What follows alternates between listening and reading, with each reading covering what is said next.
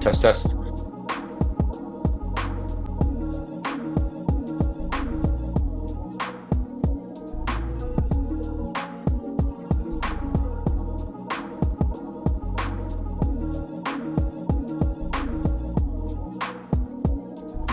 Hey everybody, let's get started here. Hey, Ashley on Instagram. Thank you for joining us.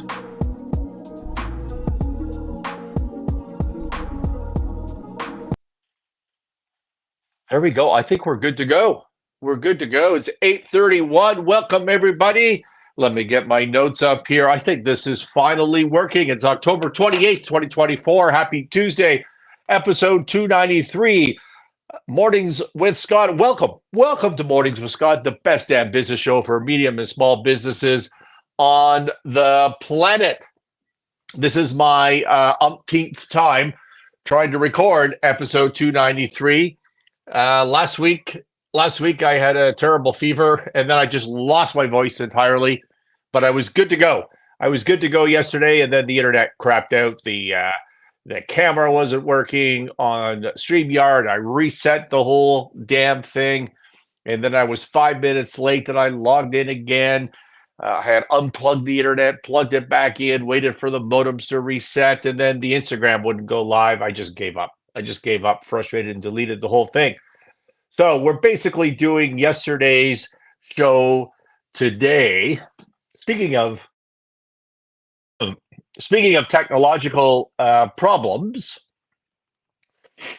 so TikTok. So many of you know. So what we do is every morning, Monday to Friday, 8:30 Mountain, I record this live stream, and then the team takes the live stream and it, with the use of artificial intelligence and their own judgment, they come up with these clips, these little short clips, usually less than a minute in length, and they post them on the various platforms, Instagram stories and reels. They go to YouTube shorts, and they go to TikTok, and the TikTok has had some real traction, I thought. Well, no, not I thought. It has. And we had a couple of weeks ago, we had basically 170,000 or somewhere in that range of views, and lots of engagement, likes, comments, discussion. It was cool. It was cool to get that reaction to this live stream on that platform in particular. And then all of a sudden, nothing. I'm getting like 10 views, 20 views, 1 view, 0 view per TikTok post. So I looked through the account, and there's a button on TikTok where you can go through and it monitors your account for you. It gives you like a report card, let's say. And I had a bunch of videos that were banned because one day I wore a baseball cap that had the brand of the predecessor of this show on it, Martinis with Scott. So I had a little martini glass on the hat, and the name Martinis with Scott. Now, I was not drinking a martini. This is a morning show. It's 8:30 in the morning where I am. I do not start my day with martinis anymore. And so I never did. That was just a joke. So there were no martinis, but it banned that. I appealed it. Nobody ever responded to the appeal. So the shadow banning, so to speak, continues on. And then a couple of days later, I made some not off the cuff, there was a point to it in the show, but some random comment about cannabis stocks. Why are the cannabis stocks not going up when there's legalization going on in the US? And I had a point about that, which I don't recall, and it doesn't matter. But the little clip on TikTok talked about cannabis stocks, not about cannabis, not like, hey kids, go smoke some weed. It wasn't about that. It was about cannabis stocks. Well, that similarly got banned. And then it didn't matter what I was posting. Nobody at all got to see these TikTok videos. By the way, speaking of cannabis stocks, StratCan, StratCann, which is a website you can look up, reported, since I've had this show ready to go for a couple of days, but that after waiting considerably in the first few years of legalization, unlicensed cannabis stores are making a comeback in parts of Canada. Absolutely true. This whole legalization scheme in Canada has fallen apart. It's fallen apart. It is falling apart. It can be saved. It should be saved, but I don't have any sense that the government is going to save it. It's fallen apart. The excise tax regime is out of control. None of these cannabis companies have the margin to afford that. And the reason they don't have the margin to afford that is the black market has been wiping them out with different genetics. Well, that was the original thing, but then they just lowered their price. Turns out the corner drug dealer hasn't gone away. And so that's a real problem for the industry. That combined with overregulation, just horror stories back in the day on Health Canada review of licensing, the security required, the systems required, the clean room requirements, on and on and on it goes. I remember I was having breakfast with Maxime Bernier, a Canadian political leader, sort of. When he was in the Conservative Party, this is before he went nuts with the People's Party of Canada. He wasn't nuts when he started that, but I'm not a supporter of what's been going on in that party, so I don't want to be associated with that stuff. But I was having breakfast with him at the Chateau Laurier in Ottawa when he was running to be leader of the Conservative Party of Canada, or maybe just after he lost that race, lost in air quotes. I'm going to put that, and he had voted against legalization of cannabis. I said, Maxime, that seems off brand for you, Mr. Libertarian. Why would you vote against it? And he said to me, Scott, it's way overregulated. This is never going to work. There's just too much. I'm okay with the legalization of cannabis, but this regulation system is not going to work. Well, I think that has proven to be absolutely true. And so now you see illegal retail stores pretending they are legal and nobody knows the difference. And that is what's going on in Canadian cannabis, which I thought was interesting. So back to the TikTok story. I keep getting, did you see how I did that weave in there, that Trump weave? Let's see how that works. I've been working on that technique. So the shadow ban continues on my account. And then one day I'm talking about a business course. Have I told you?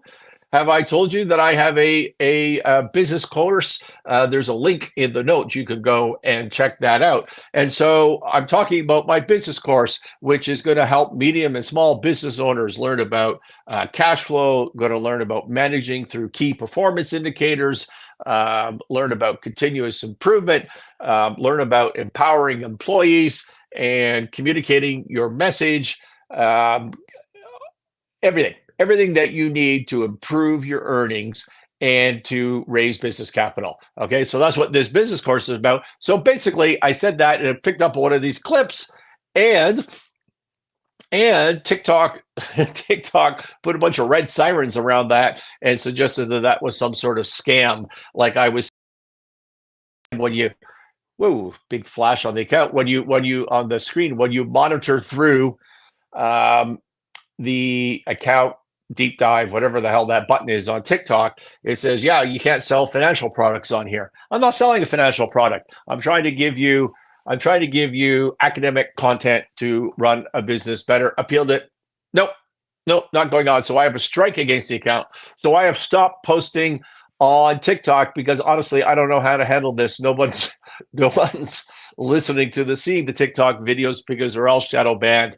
I'm going to, I was depressed about that last week. And I thought, well, the hell with TikTok. I'm not going to do any more on that. But I'm going to take the advice of Jeff Bezos, which was released yesterday. The Washington Post that he owns has lost all credibility. It has no readership, if that's the right word, subscription. It's all just dropping off a hill. They have no credibility. And they refuse to endorse somebody. In other words, they didn't endorse Kamala Harris for president, and it's been a long time, decades and decades, since the Washington Post has not endorsed the Democrat candidate. And so some of the editorial staff resigned over that. Same thing happened at the Los Angeles Times, I believe. And Bezos, being the smart guy that he is, issued a note. And in part, what this note said, the letter to his employees, is he said, It would be easy to blame others for our long and continuing fallen credibility, but a victim mentality will not help. Complaining is not a strategy. We must work harder to control what we can control to increase our credibility. Absolutely brilliant. You work harder to control what you can control to increase your credibility. A victim mentality does not help. Complaining is not a strategy. How relevant is that to today's world? It's relevant to everything we do in business. Complaining about it isn't going to help. I was thinking this morning as I was logging on and looking at some stocks that, because I'm a pretty contrarian sort of person. I'm always going against, like, I'm thinking in my head, what happens if Kamala actually wins this election a week from today? Like, we're all screwed. The whole world's going to go down. There's going to be more war. Inflation's going to go way up. I've got all these disaster scenarios in my head. But the one thing that is true is that every single person that has ever been successful in business is inherently an optimist. They're a bull on everything. They're safe. They're contrary in the sense that they're protective. They don't take stupid risks. They don't live in the dream world, but they're optimistic enough to go out and take a risk. And I think this quote from Jeff Bezos about complaining is not a strategy is fantastic. Yes, Catherine puts this up as well. Complaining is not a strategy. Love that. So listen, last week I missed most of my shows because I literally lost my voice. But I did suffer through mid-week and did a show with a special guest, Larry O'Brien, who wrote a book called 2028 Tomorrow is the Day. 2028, tomorrow is the day. Now, why am I telling you this again? Well, for a couple of reasons. One is I just like Larry, and I'm sure his book is going to be fantastic, although I haven't got a copy yet. It is a fiction book, by the way. It's a novel, if that's still the right word that we use these days. It's about artificial intelligence. It's a gripping sci-fi thriller in which AI from an alien world seduces humanity with its abundance of energy, food, and miracles. So I think the premise there is that some alien comes to Earth with artificial intelligence and says, hey, humans, you can just chill. You get all the food you want. You can be healthy, get all the medical miracles that you, and all the resources, everything. And you don't have to do anything. And what does that do to humanity if we don't have strife, if we don't have a struggle, if we don't have obstacles, if we don't have to figure it out for ourselves? I think that's the debate in the book. And so that's cool. But here I have this guest on, this successful entrepreneur, two-time author. His prior book, which I do have, is about entrepreneurship. And I've given you a link in the notes to Larry O'Brien's 2028 Tomorrow is the Day. Go look that up. Check out his other books and his biography. But former entrepreneur, author, mayor of Ottawa, capital city of Canada, like Washington, D.C. for our U.S. Listeners and our U.S. audience, and not current because he's retired now, but a former mayor of Ottawa, which is a serious thing. So I had this discussion with him, and I want you to go and check out that book. I think is probably going to be really, really good, and you can buy it everywhere with the link in the notes. But also, as usual these days, my internet was crapping out, and so the audio quality on that show was terrible. So I want to remind you, if you couldn't listen to that audio, if you didn't like the popping noise and the this and that, then I wanted to remind you that the link for that is in the notes. And also, for no reason whatsoever, in the middle of that show, my camera turned sideways. So, Larry was properly vertical, but I was horizontal, and there was nothing I could do to it mid-show. And also, I had a fever of like 170, some sort of crazy number. I don't know what fever should be, but I could literally wring out my T-shirt when I was done, when I hung up after the live stream with Larry. So it was not a good week. I'm just trying to say I don't think I gave Larry a fair shake, and I would like you do a favor for me. Go and hit that link in the notes to his book and see if you're interested in that. Starbucks yesterday, no, not yesterday. This is a weekend thing, I believe, since I actually wrote this show for yesterday's episode. And so Starbucks, but I want to follow this. This is interesting. So Wall Street Journal reports that Brian Nichols, the new CEO of Starbucks, started on September 9th. And one of his first acts was to suspend financial guidance, and he disclosed this week results for the fourth quarter. And as part of these weak results, he sent out a video message. He sent out a video message that was about 6 minutes long. And honestly, it is the best turnaround manifesto, the start of a turnaround that I've ever heard. And I've been in this business 35 years. He was fantastic. So good. Normally what I would do in these situations, I would download the script and I'd read it to you. I didn't do that this time. In the notes is a link to the Starbucks website video, and you can go watch it. It is worth investing the entire 6 minutes. I also posted it on my LinkedIn, but it's so good. In the video message, he said, we need to fundamentally change our recent strategy. Said that he's reviewing his pricing, his menu offerings. This is all from the Wall Street Journal. So I posted this on LinkedIn, and as I said, it's the best sort of, hey, we're in a turnaround. By the way, did you think Starbucks was a troubled company? I don't know that it is. And I don't think anybody thinks that it is, but his earnings have been off and his revenue has been off. And most importantly, for a company as like this, that its in-store revenue is off.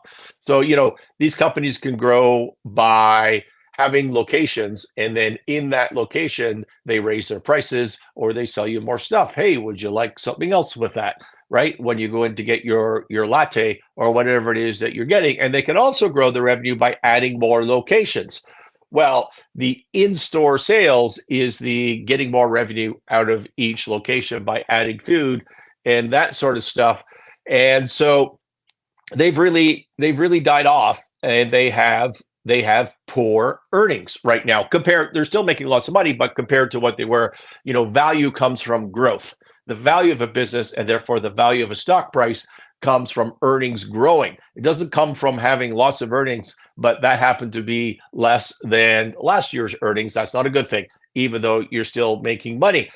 So he starts off by identifying values and identity. And he says, look, we at Starbucks are a coffee house, and we have to go back to Starbucks. And he explains what back to Starbucks means. Back to Starbucks means coffee. And he talks about that a little bit, how they have the best coffee, they have the best supply chain, they care about the farmers, all that sort of stuff. It's about baristas. He calls them the green apron, whatever, I don't recall. But it's about the baristas and having them look at Starbucks as a career, not just a temporary drop-in minimum wage job. He talks about Starbucks being a community coffee house. That is part of what, when you listen to this video, what he describes as the core of Starbucks, which I thought was pretty good. So you start with values. This is what we were supposed to be. This is what makes us a success. And then he admits failure. He says, we have failed on that. This is the start of a turnaround. And when you start a turnaround, one of the first things you have to do is admit that things aren't going very well, that what you're doing isn't working. Okay. There's a reason that my first module in the business course, of which there's a link in the notes, is embrace change. You have to start by admitting that what you're doing isn't working. You're not meeting those values. And Nickel here was able to pull the new CEO move, which has come in and just call BS what everybody else has been doing. You remember the last Starbucks CEO? when he issued a social clip and said, no, I don't want to be bothered after 6 p.m. Like and then he was ousted shortly right after that. Well, this is the replacement for that guy, and he's able to point fingers at past leadership and say, this isn't working. And so what does he do? He does exactly what I have taught to do on this show many times, and is part of my business course as well, and is what I do on every single turnaround, is he goes on a listening tour.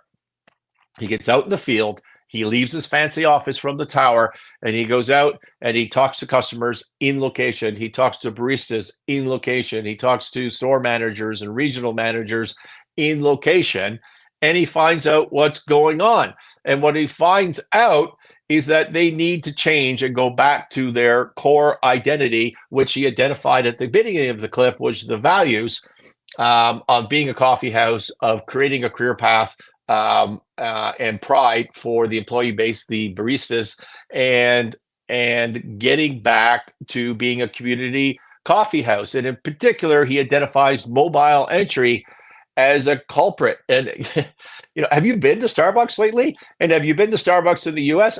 It's not as much of a Canadian problem in my experience. Although my local Starbucks here, which I go to a lot, is not what I would call a community coffee. Like you don't want to go sit there and work. I've tried it. It's cold. Your fingers are chattering. It's not comfortable. It's sort of set up more. There's not enough chairs. It's set up like a kind of a fast food restaurant. You just want to get in and out. And I think that's part of the problem with Starbucks. But in the US, oh my goodness, you walk into a Starbucks, there might be nobody inside of it, and there'll be 40 drinks on the counter waiting for mobile pickup. And if I go to the cash register, which I have done, and order, a venti iced coconut milk latte in the hot summer day, and it's going to take them 40 minutes to make it because there's another 100 mobile orders in front of me. It's ridiculous. And so he pointed that out and nailed it on the head. Why? Because he didn't listen to her. He went out to the field and he listened to this. And so then what he did, so he stated his values. He says, hey, what we're doing isn't working. I went out and listened to people. Here's what we need to change and get back to these core values. And then he highlighted the positives, all of the awesome things about Starbucks, because why should we all think things are just going terrible? We shouldn't think that. We have something to build on. And he talks about the positives, and then he provided a follow-up mechanism. He said, I'm going to disclose more at whatever our next earnings call. It was awesome. It was the most well done turnaround introduction, if I can put it that way, that I've ever heard. And if you're in that business, if you are a CEO or you're interested in being a leader, a change leader, you should go listen to that, because I thought that was fantastic. Scott Adams had replied on the X post about this, that he thought it was great, but there was too much jargon. I disagree, which I do with Scott maybe 20% of the time. Mostly I agree with him, but not always. Look at, when you're giving a speech like that, you need to meet the audience where they are. You have to meet their energy. It's called pace and lead. Scott Adams, ironically himself, has taught me that through his content. You need to meet them where they are. His audience for that particular turnaround disclosure requires some jargon. They don't require a cowboy coming off the bench to scream and yell and carry on and be blunt. They need some jargon. They need a soft touch. I thought his tone was absolutely perfect.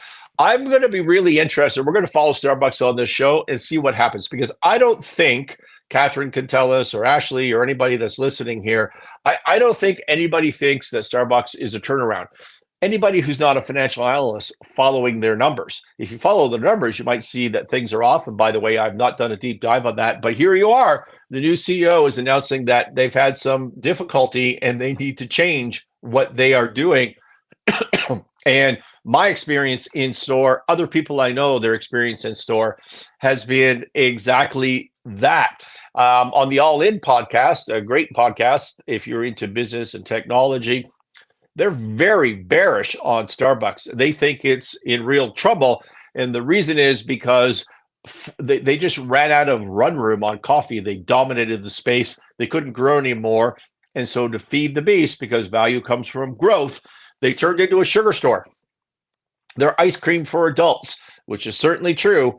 in my experience, I go there for a coffee. I don't eat the sugary stuff, or I try not to, but they turned into ice cream for adults, and they're losing based on that model because they're going against societal trends. And also, it's just mucking up the system, like this mobile entry. For us Canadians watching, we had this before. We've seen this story at Tim Hortons. Tim Hortons is pretty good now. It dominates the coffee market in Canada, even more so than Starbucks. Tim Hortons is everywhere, but there was a time when they started adding to their menu beyond coffee and donuts. They started adding sandwiches, soups, and chilies, and you could not get a coffee at Tim Hortons. Like, it was impossible. The backlog, can you think back that far? Can you remember? Was that 10, 15, 20 years ago? It was a long time ago, but it didn't work. Catherine says, agree with CEO, Starbucks has changed. And yeah, exactly. It's been a bad scene. And so in Canada, we experienced this with Tim Hortons, and it went through a tough time because of that. But then they figured it out, and they seem to mind, as a customer, they have a decent mix right now. Where are we on time? Yeah, we can knock one in here from the Globe and Mail, probably on the weekend. This is Corus Entertainment, which owns Global News, television and radio stations across Canada. On last Friday, so a couple of days ago, announced it came to a deal with its lenders, Royal Bank of Canada, Toronto Dominion, on its trailing covenants, specifically EBITDA to revenue. So what does that mean? So when you borrow from a bank, often what they put in, well, not often, almost always, what they put in their loan agreement is the idea that you have you'll have EBITDA, which is earnings before interest, taxes, depreciation, amortization. And let's say that's $1 million, and you have debt of, let's say, $4 million. Well, that would be a 4-to-1 debt to EBITDA ratio. Okay. And so what they try to do is track that over time. And so you promise in the loan agreement to not exceed a certain number, 2-to-1, 3-to-1, 4-to-1. And it's not good if you break that, but it's not the end of the world, because often lenders are looking to these sorts of promises, covenants, these mathematical formulas, as an early warning system that something is going wrong. So they'll waive that. That's not legal advice, but they'll say to you, thank you for coming to us. Thank you for admitting that you're off base with this, or you're going to be off base with this. That's exactly what this covenant is for, is so that we can force a conversation, and we will monitor this over time. So that's what's been going on at Corus, because its earnings is just crashing. And their original loan agreement, according to the Globe and Mail, said 4.25 to 1. So their debt would be 4.25 maximum, higher than their EBITDA. By the way, if you borrow a bunch of money from the bank, it's not the debt that changes every day. It's because that would stay relatively constant. It's your earnings. So you don't go offside by your debt increasing a ton. You go offside because your earnings are dropping a lot, and that messes that ratio. And so the banks agreed to increase that to 5.75, which is an outrageous debt to EBITDA ratio. Even 4.25 is really high. But now they're going to 5.75, and they're going to 7.25 in 2025 for a period of time, which means that the company presented to their banks a projection and said, it's going to get worse before it gets better. But then in the Globe and Mail, or in the earnings call, the CFO says, and I quote, if the revenue continues on the path that it is on, it's going to be very difficult. Again, it's hard to say exactly where this all goes, but the current shape of the balance sheet is likely not going to be sustainable. So their own CFO is just tapping out, just saying, I don't see how this is going to work. Maybe the CFO is right. Maybe the CFO is wrong. I believe that the CFO is also co-CEO. And so here's the bottom line. This company is going to restructure. I don't think there's any doubt about that. The licenses will be worth something, but the banks aren't going to get out in whole. And therefore, the shareholders are going to get zero. That's my prediction. I do not give you financial advice yet. At the time that I was watching this announcement, the market cap of Corus was still $30 million and people were trading the stock. So the market was saying, hey, this company is worth $30 million. It is not. This company is worth zero. The stock will go to zero. However, don't take financial advice from me, but I'm going to run out of time today. I just want to say to you that this is going to go to zero, and maybe on a future episode this week, you will be forced to tune back in. I'll explain to you how that works. And I have more to say too. I want to talk about David Sachs' post, but I'm out. I'm out of time. This has been 32 minutes. Any comments that I need to look at here? No, I think I'm good. I'm thankful. I'm thankful that you watched, but I'm also thankful that my stupid internet worked and the camera didn't go sideways. And I haven't heard anybody complain about sound, so I don't really know. But that's been it. This has been Mornings with Scott, the best damn business show for medium and small businesses on the planet. Check out the notes because there's lots of links in there for you of shit you should be checking out. Catherine, thanks, Scott. Keep well. We need you here. Awesome. Thank you, Catherine. I appreciate that. You're exactly what I'm trying to do is build a community. And so thank you for participating in that. Silver gold liquid works for me. Not sure what that means, but I'm sure you'll let me know next time. Thanks, everybody. We'll see you tomorrow, 8:30 Mountains, Monday to Friday.